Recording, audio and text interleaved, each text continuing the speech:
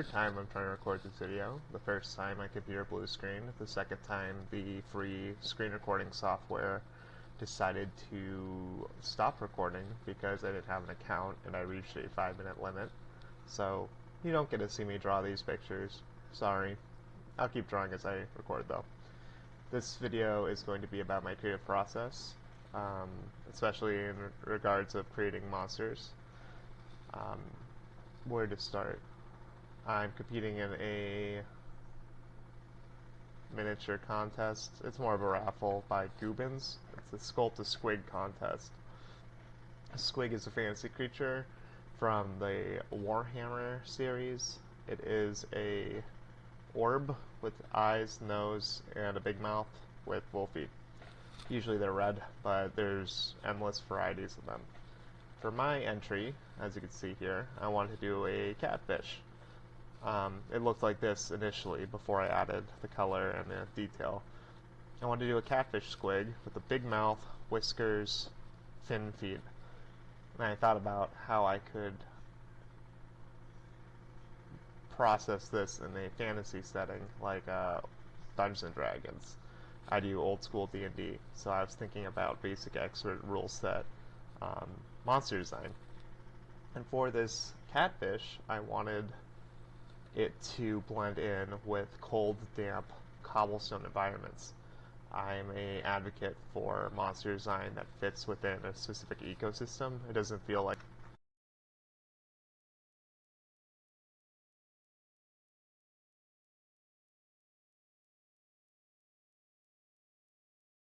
oh, it is. Okay, that's good. I thought I lost that.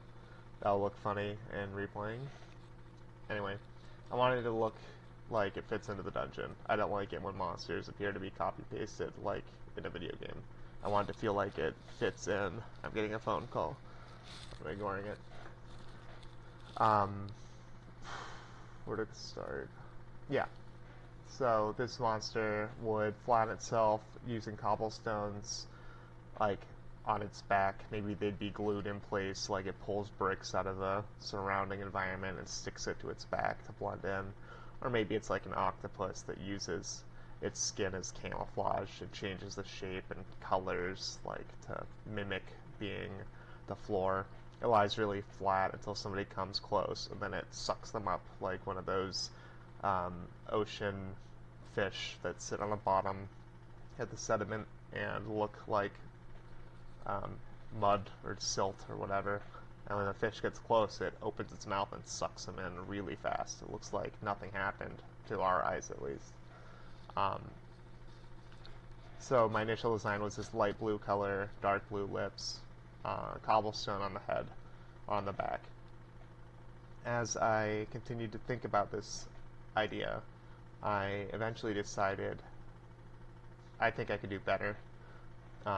This will be a variant of that type of creature. In fact, I'll reach over, I made a blue stuff mold of the flat version of the final sculpt. You can't see it, that's okay.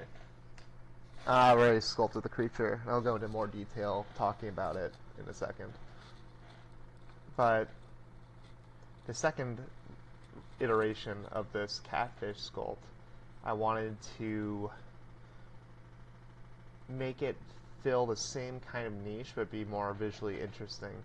I kind of fall into the same ideas over and over again. Like, I have a monster that it has a big nose, 2 eyes, big eyes. It's kind of flesh colored, has big cheeks and a big mouth, kind of like this. Big cheeks, and then the top of it kinda roughly like that. I don't like this line. I'm gonna fix it. Yeah, something along those lines. Its eyes kind of bulge out of the rest of the skin. It has nostrils as well. Sure, that's about right. And it has 2 little hands.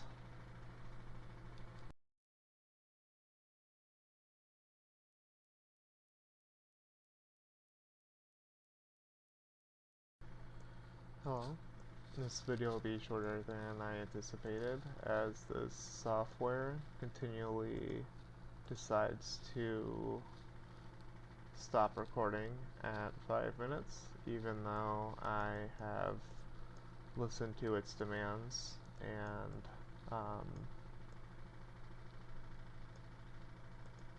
created a free account to use their stupid fucking screen recording software. Anyway, where I have a monster that is similar. It's a fat blob that hides in a small confined space, jumps out, and eats people. It has red lips. Usually not that bright. It's usually more of a pink. That's better. I call them smooth head burlesques. I think they're quite cute. Hopefully I'll stitch this all together so you can see what I'm talking about in terms of my monster design. So where was I? I wanted this to stick out more than looking very similar to my other creations. So I decided it'd have to fill a different niche. In this case, I wanted it to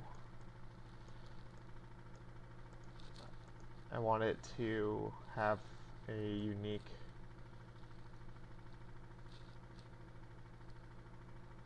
design as far as what players would see while they're walking through a dungeon. So instead of being just like cobblestone hidden and then it gets you, it needs to have some kind of tell. The best traps have a tell. You don't just kill a player without explaining what happened. They need to have some idea. So this monster, I wanted to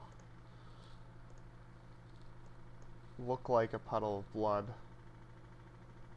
and as it moves around, it kind of trails this blood behind it.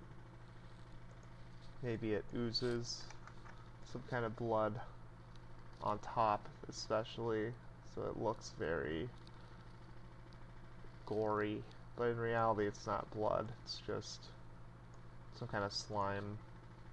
It's just part of the monster. As I continued to work on it, I thought about how this monster would function in the dungeon. I wanted to change the way that players would encounter it. Like, they wouldn't just see a puddle of blood, they'd see a trail of blood leading to a puddle. And to incentivize them, I thought, well, what if it put something on its head? Like a little gold nugget, or a jewel, or a bracelet. That's not right. Oh, stupid. There we go. A little nugget or something. We'll say that that's like a ring. There we go. Fine, whatever. It's like a little ring. Watch me struggle with pixel art. There. That kind of looks like an eyeball. Instead of a nugget, we'll make it I don't know. We'll make it a jewel. There. It's like a sapphire or something.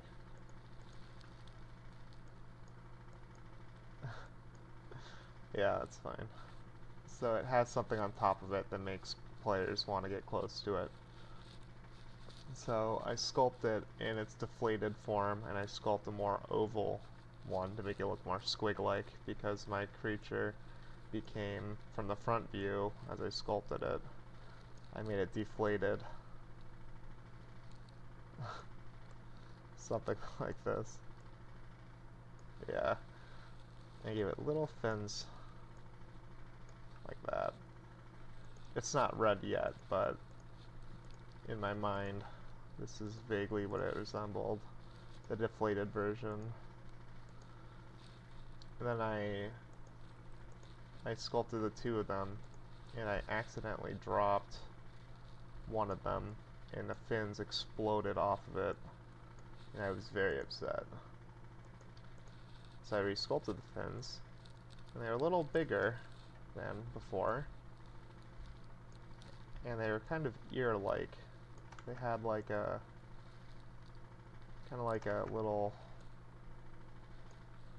I don't know how you'd say, like a little divot in it. Yeah, vaguely like that.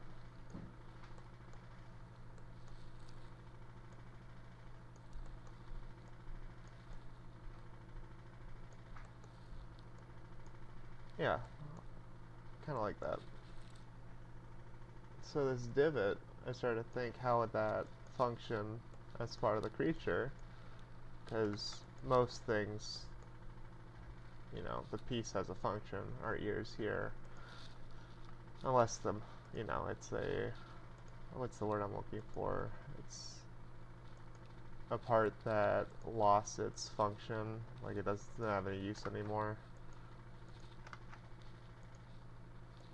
But I thought maybe these ears, this is where it generates the blood slime that it slaps on top of itself. So it has these kind of like nasty ear-looking fins that it uses to, like in an ambulatory sense, as it walks around. And it leaves a nasty trail of blood behind it. Whoops. Yeah, that's... you understand what I mean. So we went from a circle to a catfish with cobblestone to a catfish with a gem on its head to having these flat fins to being completely flat. And I'm drawing one of my other guys just to show. I think when you think about monster design in a dungeon, you start with a rough idea of what you want it to look like, and then you slowly build upon it while you ponder over your idea, what kind of function they have. I think about my idols. I have these idols of pilgrimage. I'm working on another competition by, their username is Hellfire Miniatures, where you're supposed to sculpt an idol, some kind of idol. And fortunately I already had a monster. It's barely a monster, but it's a creature for D&D, old school D&D, that I gave the title Idol Pilgrimage, because their entire purpose is to wander around seemingly aimlessly, but they have a mission. They've got places they want to visit, similar to like a tourist. They're obviously based on Maui heads, which ironically are a tourist trap in and of itself. But these Maui, as I continued to create them, I thought about what their purpose was. For me, I want everything to be functional in some way. What their purpose was, how they'd interact in the game. Because I like them so much, I wrote rules for how players can use them. I gave them very dark limbs, almost like cartoon limbs, gray skin like stone. Maybe they'll have a, you don't have to have blue lips, but just a slightly discolored lip. So these monsters, I thought, well, they can't emote because they're made out of stone, so as they walk around, they kind of like pantomime how they're feeling or what they're doing or their thoughts. They barely communicate with others. They're sturdy, and their entire mission is to travel to a rolled destination that they're interested in, which can be interesting for DMs to fit in. So you'd roll like top of a volcano or, I don't know, bottom of the ocean. So this player's goal would be to get their Maui head to that location. They don't necessarily level. They can't heal. They just have high armor class, pretty high health for being a low level character. and monsters don't react to them as negatively as they would like an adventurer, because they don't know what they're looking at. They could disguise themselves as statues, as they're essentially statues. And they're kind of a peaceful, playable character. The idea being this would be the type of character you would give to a younger sibling who wanted to play D&D with the family or the group or what have you, but didn't really have the capacity to get too detailed oriented, know too much of how to play. So just be like, here's player 3. They would just kind of wander around and do basic things without having any, I want to fix that, without having any real idea of how to play the game. But they have, uses. Maybe they scout out an area before the players see, and they have to come back and try to communicate what they saw to the players. They understand language, but they don't speak it. So they can't speak, they can't heal, they just have to pantomime. They can't use verbal communication, which I think is a fun limitation. In most of the playable races I make for Basic Expert, I like to include some kind of limitation that players have to work around. Like, for the Idols of Pilgrimage, as I said, they can't communicate verbally, they can't heal, they can't level, they just have to travel. That's their whole purpose. For the Moldotir, which are, I'll draw them, I just sculpted. Well, I didn't just sculpt, I sculpted them a while ago. I just had them cast in metal so people can have their own. But for the Moldotir, they are an interesting race. They're essentially potato people. Let's see if I can draw one I like. Can I? Oh, I can't use shift to... They're a potato person race that can't get their eye how I want it. Oh, that's fine. They're a potato person race that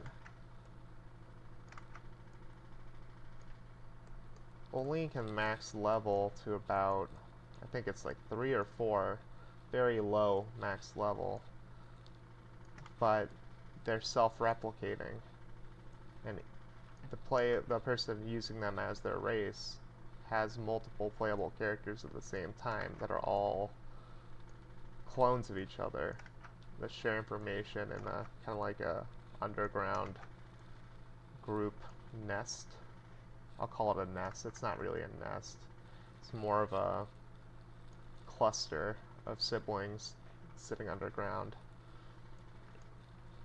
But they share information and they're clones biologically. This brings me back to thinking about one of the classes I took in undergrad regarding how identical clones, real human identical clones, are essentially the exact same, well, they are the exact same genetically, they're clones, but differences in environmental factors makes them different.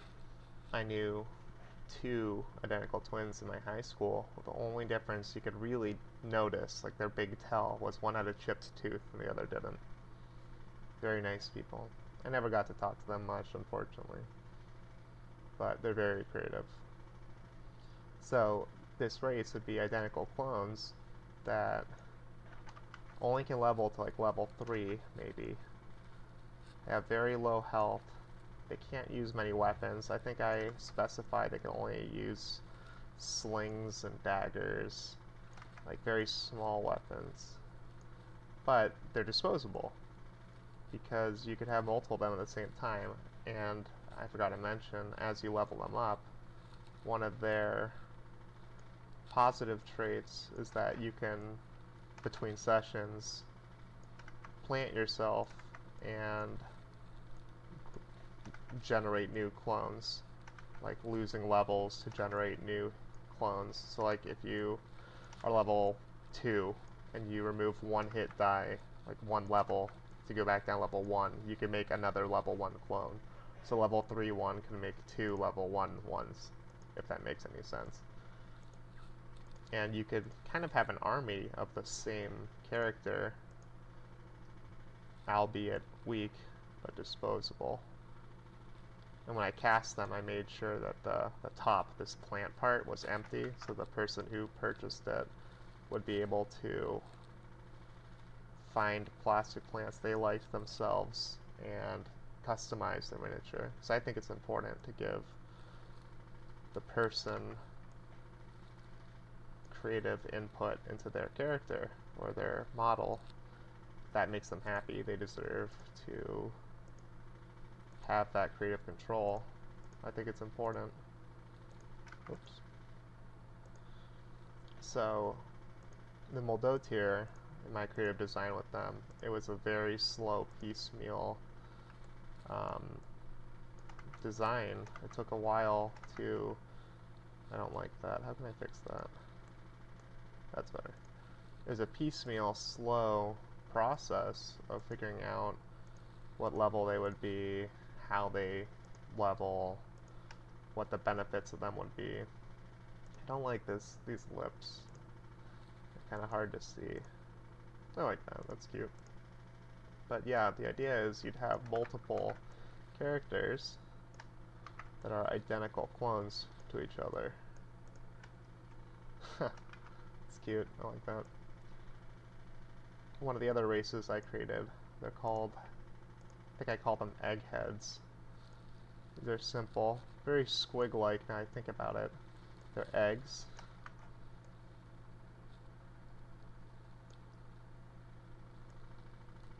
Sure, 4 toes is fine. I don't like that. Whoops.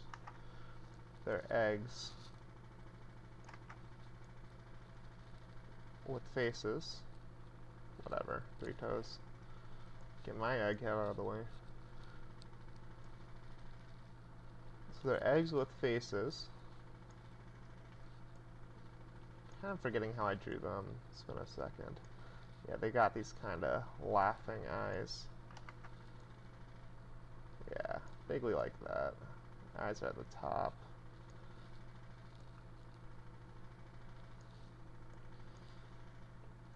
And they have a big smiling face, kind of an annoying.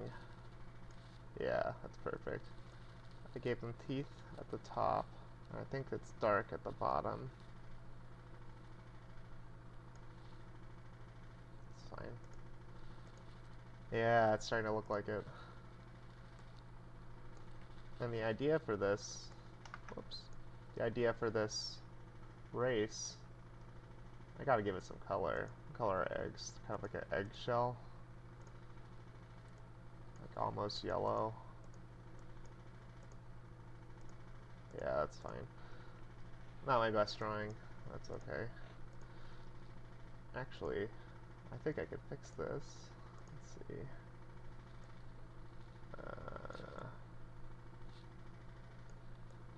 That's better. Fuck. What was I saying? Yeah, so this design, they are,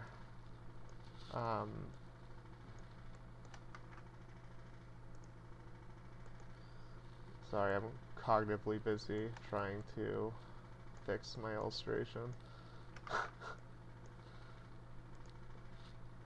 Yeah, it's a play on magic users being very vulnerable.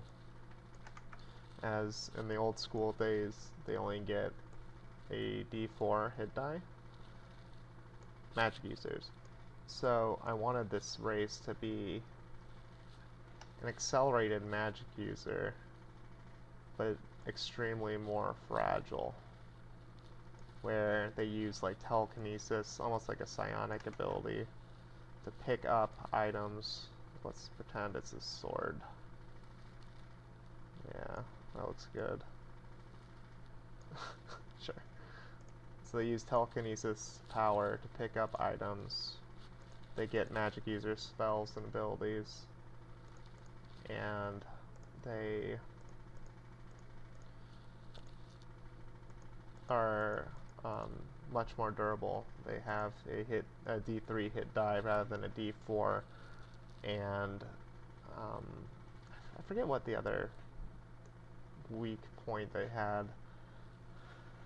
Something along the lines of just being more vulnerable. I think they can't wear armor at all, as magic users can't wear armor. They can't use weapons. Like, they're just stuck with their magic. I'll give him like a ring or something. I don't know what else he'd pick up. A ring, sword. Oops. Sure, that's fine. But the idea is this. Hello. I'm trying to change my color. Sure, whatever. They're extremely weak magic users, and they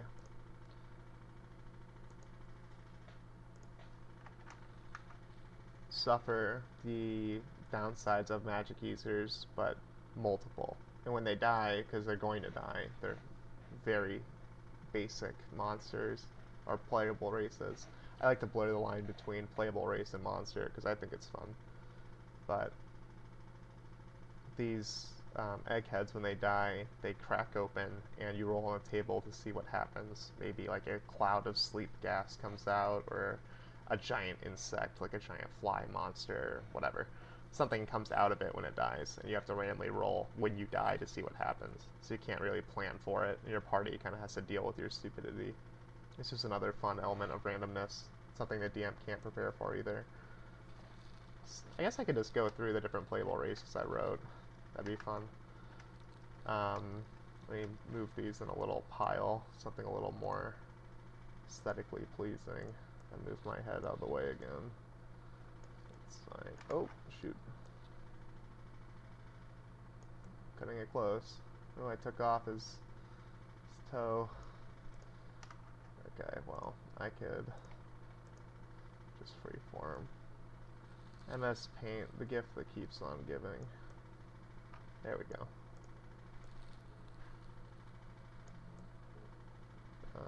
Sure, that's fine.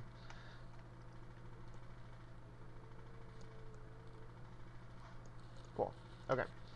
The next race, this isn't a race, maybe someday I'll write rules for it. The next race I created was inspired by Dwayne, Art of Dwayne. He did a sculpt trade a while ago, and we gave each other prompts. I gave him the prompt Geoduck Man, or Gooey Duck? I think they're Gooey Duck. They're these clams that have very long phallic siphons they use to breathe air. Very gross looking. But the prompt I gave him was Gooey Duck Man, and I wanted to see what he'd come up with. He sent me 2 images of concept art, both kind of similar looking. I'll try to draw the 2 different ones that he drew, just to show the differences of creative design. I really enjoy this concept art because I think that each one tells such a story. So it has a nose on the shell. It has 2 eyes, if I remember correctly. They're kind of like this. They're kind of closed, like they're... I like the idea of them being part of the shell. The shell is like physically like crusted closed. It has a mouth, something like this. Lips.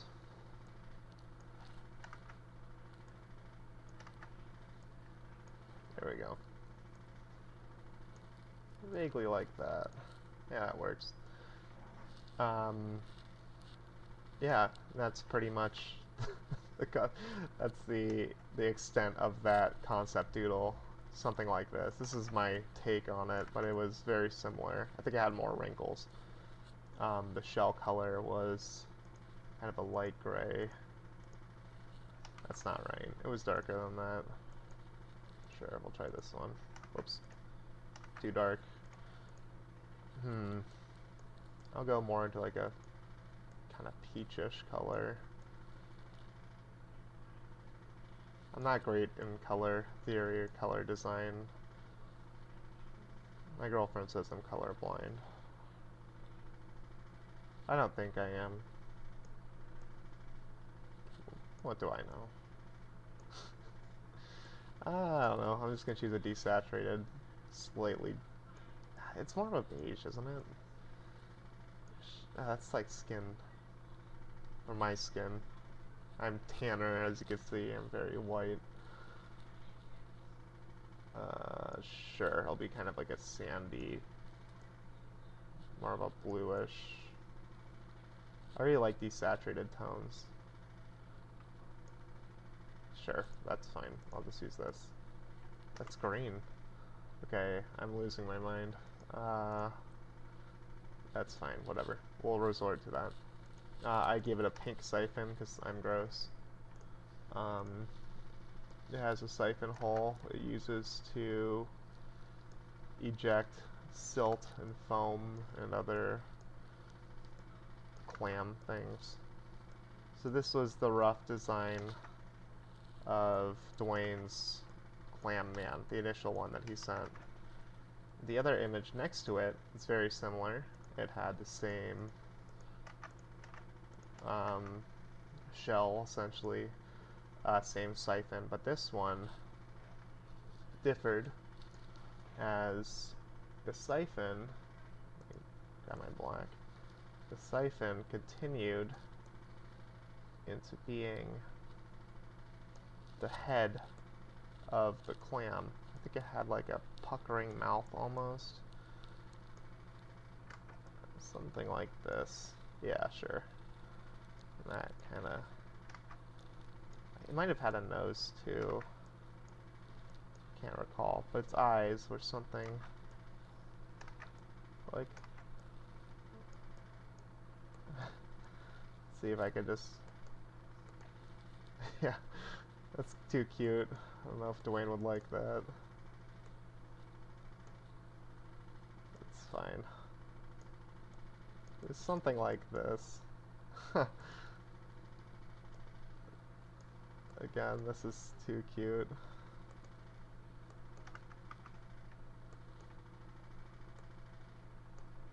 That's fine, whatever. Close enough.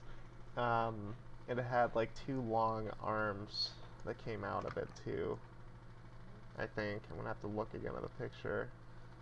I of course kept the image as its genius, and I really enjoy Dwayne's art and design process. So two arms. I'm not gonna draw the other one. Long nose, but you can see how as a playable race this differs. I eventually added to my version, which I copied this one because I think it's pretty genius. I gave it two thin, long arms with crustacean-like, almost like shrimp pinchers, so it can manipulate the environment slightly, but not very much, just a little bit. Yeah, kind of like that. This is too thick. Closer to that. I should add, I'm no pixel artist, but I do enjoy doodling. I think it's a lot of fun. Anybody could do this, by the way. I haven't been practicing.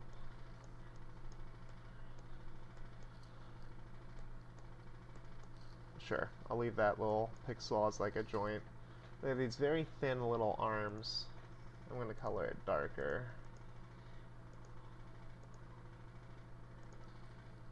That it uses to pick up things. For this creature, or for this playable race, I made it so they can't move. Tanner, you ask, how can you do that?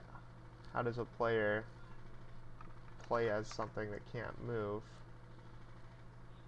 Well, I'll tell you.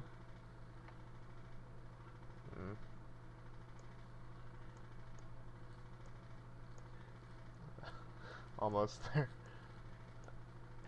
Tanner, how does somebody play as a race that can't move? Why would they want to do that? Well, They don't, apparently, because I've never heard of somebody using the rules. But if they did, they would have a retainer, like a patron from a bar or something, carrying them around, and they would essentially control that retainer as part of their player character. That doesn't sound very fun, probably because it isn't, but that retainer would be like one of their characters, at least for a while. They'd control them, at least their movement, and the DM would help control the retainer's personality. Or they could have another player carry them around. the two arms would come out more of like this area rather than all the way up here, but they'd be confined in the shell. But the difficulty of playing this race is they can't move. They can talk. They can emote. They also have a siphon spray, like they get to shoot like some silty, nasty goo out of their siphon. I think it's scaling based on their level, how often, and the effects. I think it has like a blinding effect or paralysis effect, something along those lines. But this race also has extremely high armor class, or low in this case for old school D&D. Lower meaning better. I think they have armor class essentially as plate, like plate mail with shield, so it's really difficult to hurt them normally. That's the trade-off for them not being able to move, is that they're so heavily armored. I remember making them religious too. I think they're rescaled clerics, essentially, their rules at least. And they have special spells that are clam-like, that they're able to like put barnacles on things, that kind of thing. They have special magic to worship their clam god, kind of Lovecraftian, you know, fish people idea. But you can see how the differences are in between these two types of concept design. Thank you, Dwayne. One of my recent additions to the playable races class, it's not added to my zine yet. I don't know how I'll add it to the zine. Maybe I'll make a separate one because I typed this one up instead of writing it. There's a lot more rules. But they are these pot people where their body is inside of a piece of pottery.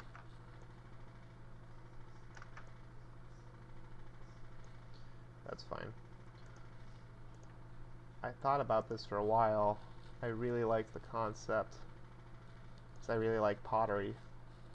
The idea being they would have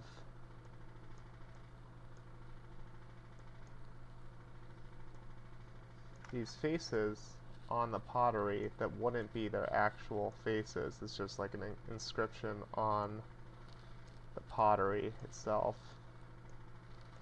Like, here's a case. And underneath the actual eyes would be the slits in which the guy inside would be looking at the world from. I'll try to draw little sparkles where the eyes would be, roughly.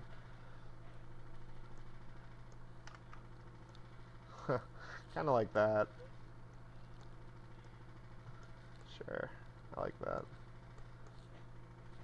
And there'd be holes in the sides where their arms and legs stick out.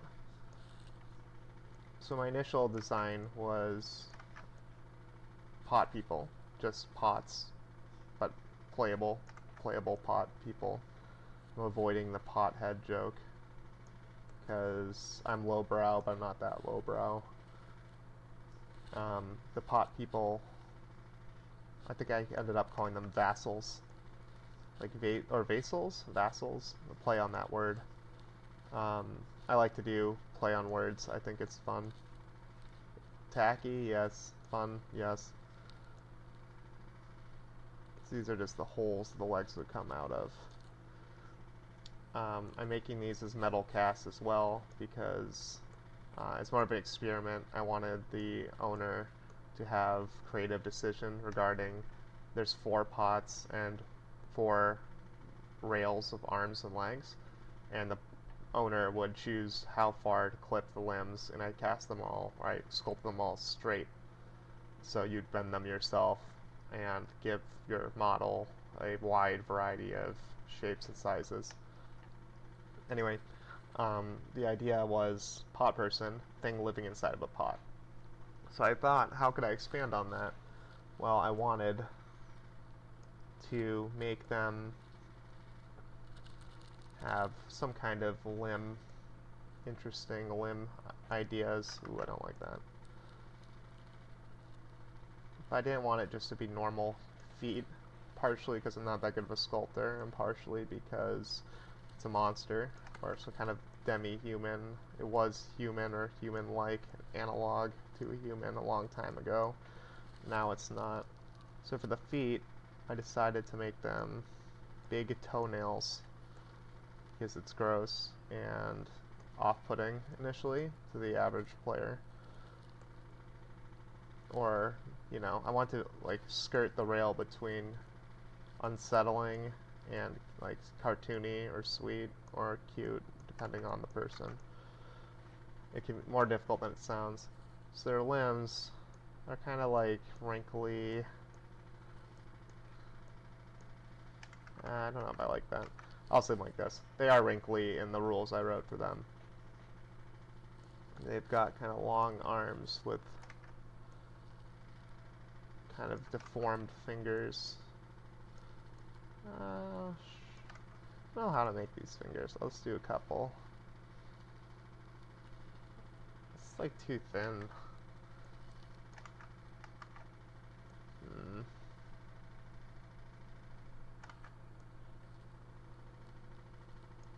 I like that more. It's fine.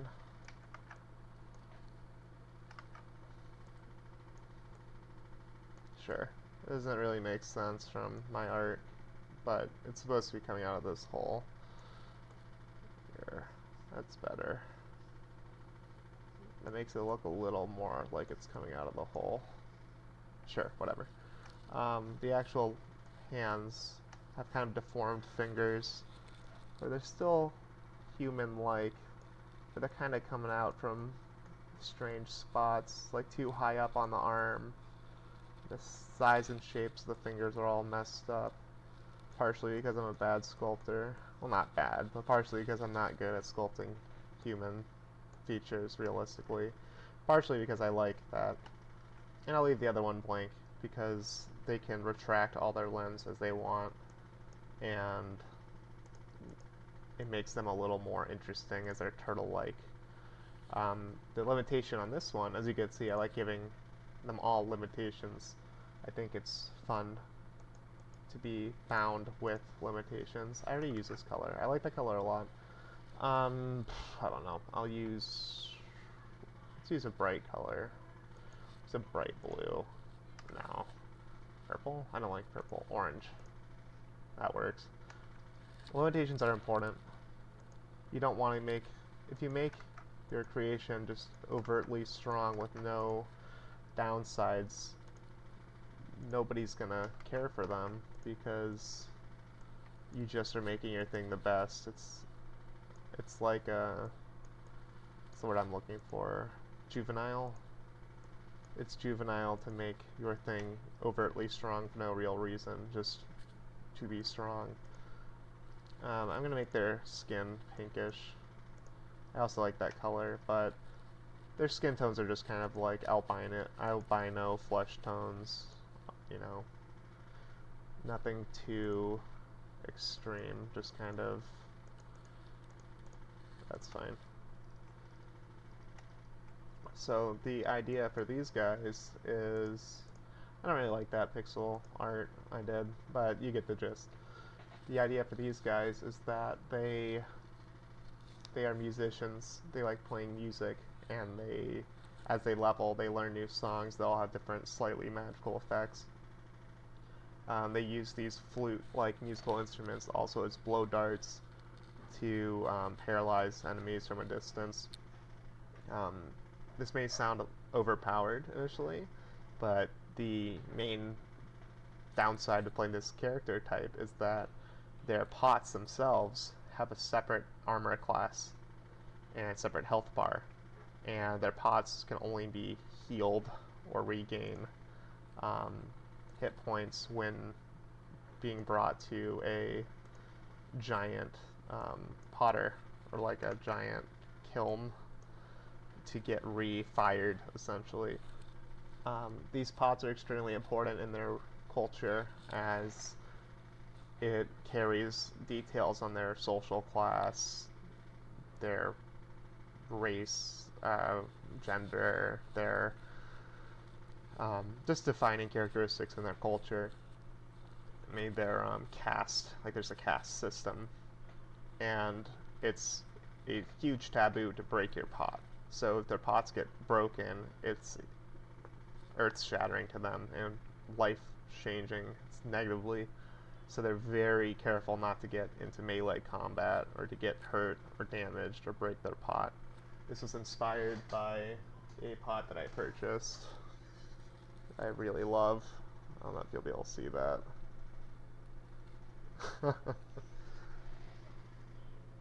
But my idea for that race is the players would be at a distance using blow darts and music and try to avoid melee however possible. And even as they level up, their pot doesn't gain health. Their pot remains at its original hit die, although the person inside continues to gain hit die as normal. So they're kind of, in a weird way, shackled to extremely low hit points. And it stops them from wanting to get into combat or melee. They don't have to. I mean, if they break their pot and they're exiled from their home community, they can still just continue playing without the pot or with a different pot that they choose to wear. But it's just an incentive to play differently. Thinking about some different races, class options I've created, I wanted to really push myself, so I made one that's, you could see a pattern as I'm drawing these different ideas. This one's called a goobin. They're like grubs. They have two holes, a poop hole and a head hole. And the head hole is used to shoot a silky, stringy, kind of like a grappling hook that the player would be able to use to move in some capacity. I don't really like these lines. That's fine, whatever. The idea for this race is that they would be completely useless to the party for a very long time, other than having that grappling hook-like ability. How can I draw this? Sure.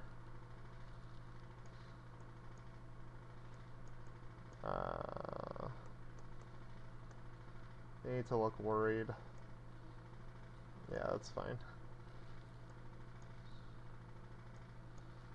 Sure, that's cute. That's fine. That works. They gain experience by surviving over time because they're growing, and as they grow bigger and bigger, they get closer and closer to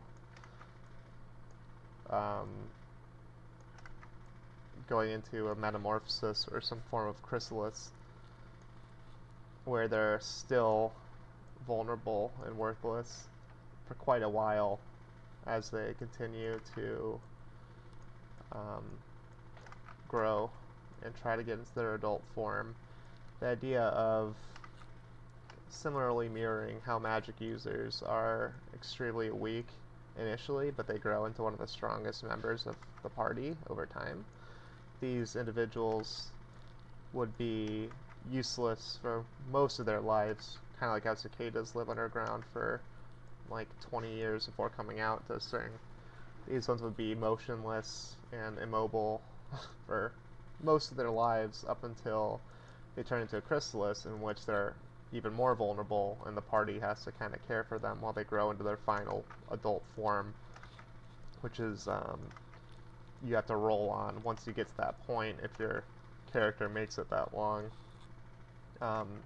you'd be either like a giant beetle or a giant moth, some kind of adult insect, and you get special, you have to roll on tables to see what kind of abilities they get when they level up to that point.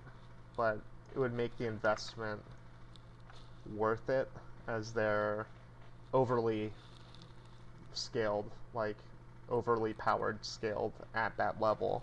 So I don't remember which level I chose, but like a level 8 goobin that evolves to be a beetle would be like a really powerful fighter with giant pinchers and good armor class and speed. Maybe it can fly, and it's really busted and overpowered, but the player has to play as a worthless grub for like 10 levels to get to that point. So it's a trade-off of keeping this party member safe for a long time to having it be a worthwhile member of the party. I'd even color this one in. Shoot.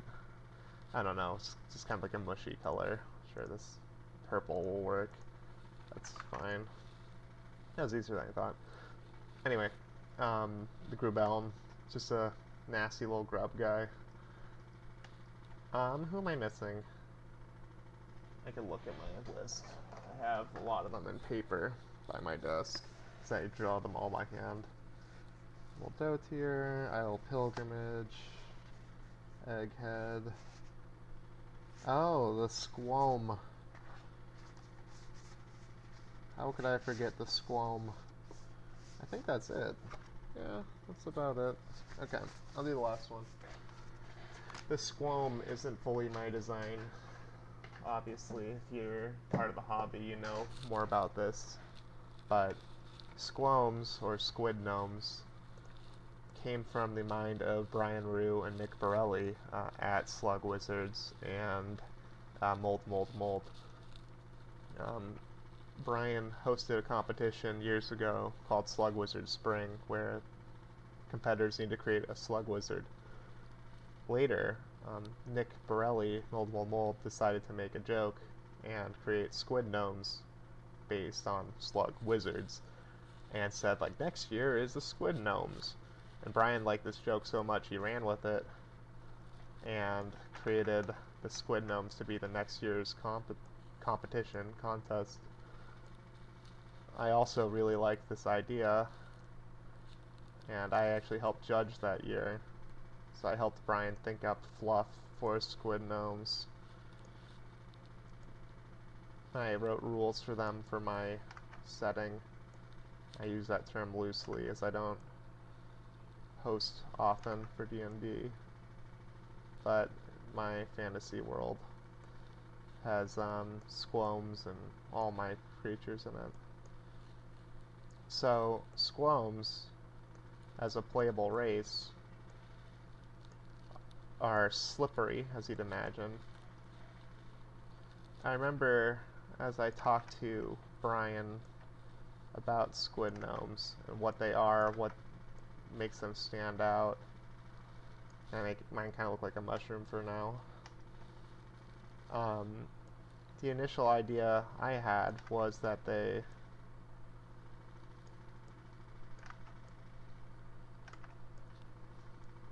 were kind of illogical. They weren't very bright. They were gnomes at one point that were tainted by magical energy. We wanted to incorporate slug wizards into the story. So slug wizards had this like magical runoff that tainted an underground river where Severe Neblin, Dungeons & Dragons deep gnomes lived. And this runoff slowly changed them, a la Lovecraft, into something alien and foreign. They mixed their DNA with the local underground squids and morphed them into the titular squid gnome, which is a creature that is very, in my fluff, and the fluff that I thought up, I'm saying that not from a condescending point, but I think that everybody that created a squid gnome has their own idea of what they wanted it to be, which is a wonderful and beautiful thing. You know, everybody should have their own ideas and world building and fluff. I'm just particularly fond of my own because I'm vain, I guess.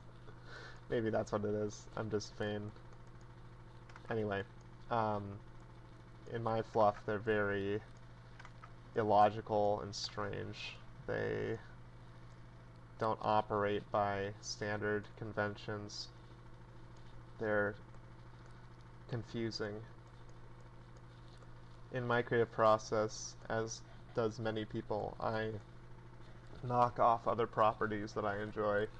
Um, Goblet Grotto, as I've talked about earlier on this channel somewhere, a game created by Stephen Gilmurphy of the Catamites, has a system where the frog speaks in runes or glyphs that flash at the top of the screen, and it doesn't speak in a way that's understandable initially unless the player were to funnily take the time to translate them with a PDF in the game's local files. This is obviously not going to happen, as the game it talks faster than you'd be able to keep track of. But I love that concept, and I thought that having a race that can't communicate verbally, similar to other races I created, other races that can't communicate verbally. How do I move this without, what's the hotkey for moving that? Oh my god, I lost him. Where are you? There he is. Can't communicate verbally, as I said. Has to draw glyphs to communicate. And these glyphs, they'd have their own like meaning, and they could create their own to signify other things, and other players would have to slowly learn what these glyphs mean. The glyphs will be drawn in squid ink because squids have black ink. What else would they draw with? Maybe they use their mouth as a inkwell of sorts. That seems fun. To splat this ink on things and, you know, attempt to communicate in their own way. I'll try to draw one communicating. I don't remember, I even drew a page of glyphs just as like ideas to help, you know, the player, I don't know, flex those creative muscles. In anything that I create, I like to incentivize the player to contribute their ideas to the creative process. I don't want to be the only one working here. Although I really enjoy theory crafting and thinking, I think it's also very important for players to have the agency and motivation to try drawing things themselves. Not just drawing, creating rules, thinking, without myself forcing that onto the player, making the player work too. I am unsure how many players would really do that. I think that especially in the modern day of 5th edition, you might hear my cat meowing. In the modern day of 5th edition, players just do the rules that they are given. I don't know enough because I don't play 5th edition, but I know from what I understand, players are kind of rigid to the written rules and don't homebrew as frequently as they would have in the past. I'm happy for anybody that enjoys 5th edition. It's just not for me. Here, how do I draw ink splat on this guy? That's fine. Sure, whatever. Just, yeah, that's fine. I'll draw some kind of, well, let me think, what were my glyphs? Gonna peek in my, what am I doing? I'm just talking about the creative process. Why don't I just come up with one? I was going back to my rules, thinking that's the opposite of what I was just telling you guys to do, come up with your own ideas. I mean, even though I came up with these rules, I still think this would be a good example. So thinking about a glyph and what it would mean, how about we create a glyph for magic? I probably already have, but I don't remember it. In this case, a squid gnome, what would a squid gnome think upon seeing magic of what magic is? Probably they would see like a rod or a wand or a staff doing something. So for this case, I'll make the magic glyph be, how about it'll appear like a tome. It's barely even, that doesn't even look like a tome. I was thinking about it from the side. We'll redraw it. A rectangle with a spine. Because it's black, it should have an element of darkness to it. Maybe it'll be a black spine on the edge. And it'll be dripping with ink because it's a glyph. So maybe magic, the glyph would be like a rectangle, and then it'll have like an electricity spike coming out of it. So to many people that don't know squomes or party members or whatever, sorry, my cat's fucking with something, they wouldn't know what this meant until they start to piece together that the squome is trying to communicate magic. Maybe then it would help, you know, I want to draw a little more. Maybe the lightning bolt would also be black. High contrast, that's fine. But again, creative design is important. People wouldn't know that meant magic up until the player, you know, draws that connection between magic and that image. Danger would be like, I don't know, a deep sea diver's helmet. I think that was one of the ones I did actually, because I have a model that's a deep sea diver carrying a halberd, and that model I named the dungeon diver because he, I think he keeps a bag of holding filled with air in his helmet, so he could just open it and go underwater and have an air supply, like a broom of air, and he comes out and he airs it out and he fills his bag of holding back with air, so he can be underwater indefinitely while he hunts maybe squomes or something. So Squum would draw like a deep sea helmet glyph.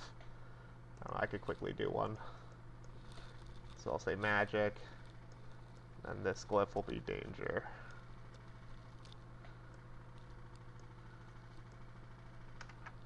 Something like that. And to make it more inky, I'm gonna add a high contrast, like thicker line. I guess I could have just drawn it in a thicker pen size, but whatever. We do things my way. Oh shit, I don't want to get rid of all that. Yeah, that's fine. I'll have it dripping ink. Yeah, perfect. Perfect, something like that. So as you can see, this creative process kind of builds on top of itself, and you can start to see similarities in my style and my creature design. My cat is like fucking around with like power strip. My recording's gonna stop if I keep doing that. Yeah, that gives you an idea of the kind of oh shit, don't do that. That gives you an idea of the way in which I come up with ideas. Yeah, I will probably record more later. I don't know. That's all I have for now. I don't know how to stop this recording.